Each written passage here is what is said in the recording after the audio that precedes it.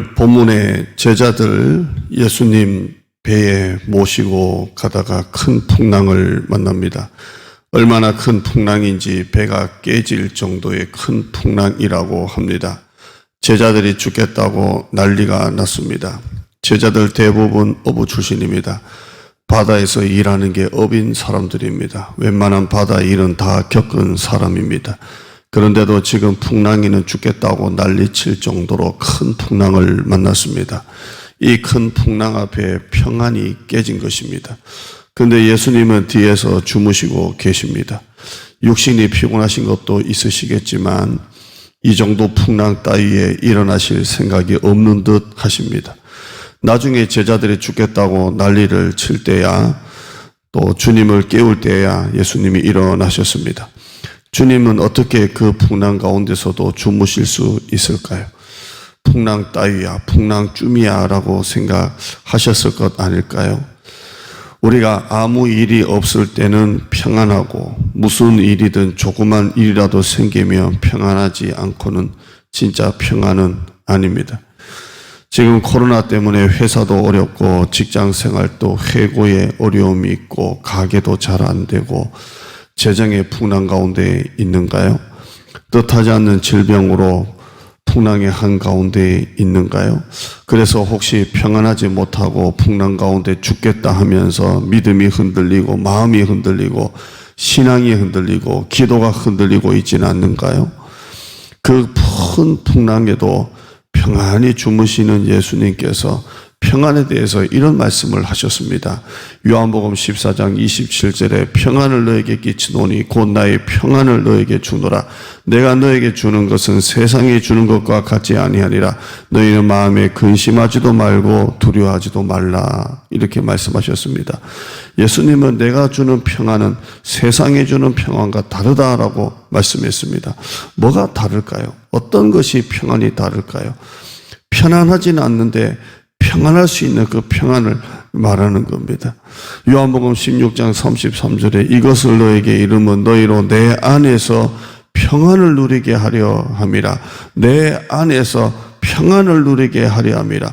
주님 안에서 평안을 누리게 하려 함이라. 비록 풍랑이 일고 속과 현실과 마음은 편안하지는 않는데도 예수님께서 말씀하시는 내 안에서 평안을 누리게 하려 함이라. 주 안에 있는 나에게 딴 근심이 있으랴 하라는 그 평안을 누리게 하려 함이라라고 말씀하고 있습니다. 우리가 어떻게 풍랑 속에서도 평안할 수가 있을까요? 배 뒤에서 예수님이 함께 하심을 믿으셔야 합니다. 풍랑이 중요한 게 아닙니다. 풍랑이 크냐 작으냐가 중요한 게 아니라 예수님이 나와 함께 하시느냐가 중요합니다. 시편 23편 4절에 내가 사망의 음침한 골짜기로 다닐지라도 해를 두려워하지 않을 것은 주께서 나와 함께 하심이라고 했습니다. 스바냐서 3장 17절에 너희 하나님 여호와가 너희 가운데 계시니 그는 구원을 베푸실 전능자시라고 말씀하고 있습니다. 이사야 43장 2절 말씀에 네가 물 가운데로 지날 때에 내가 너와 함께 할 것이라. 강을 건널 때에 물이 너를 침몰치 못할 것이며 네가 불 가운데로 지날 때에 타지도 아니할 것이요 불꽃이 너를 사르지도 못한다고 했습니다. 풍랑이 중요한 게 아닙니다. 예수님이 나와 함께 하시느냐가 중요한 것입니다. 예수님이 주무시든 안 주무시든 아무 상관없습니다. 계시는 것만으로도 풍랑을 이길 수가 있는 것입니다. 여러분 삶 가운데 지금 뜻하지 않는 풍랑을 만났습니까? 지금까지 만난 어떤 풍랑 가운데서도 가장 큰 풍랑을 만났습니까? 회사가 어려워도 이렇게 회사가 어려울 때가 없었습니까? 몸이 안 좋아도 이렇게 몸이 안 좋을 때가 없었습니까? 자식이 말을 안 들어도 이렇게 말을 안 들은 적이 없었습니까? 여러분 이때도 여러분이 얼마든지 평안할 수 있습니다. 왜 그렇습니까? 주님 안에서 주시는 평안이 있기 때문입니다. 주님이 평안 가운데 우리와 함께 하시기 때문입니다. 적용합시다. 첫째, 기도합시다. 기도하자입니다. 기도만큼 하나님을 향하는 것은 없습니다.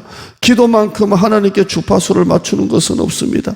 아무리 어떤 장소, 어떤 곳이든 모든 것이 다 우리가 기도할 때 기도의 골방이 되지만 성전 기도만큼 은밀하고 비밀하고 은혜로운 골방은 없습니다.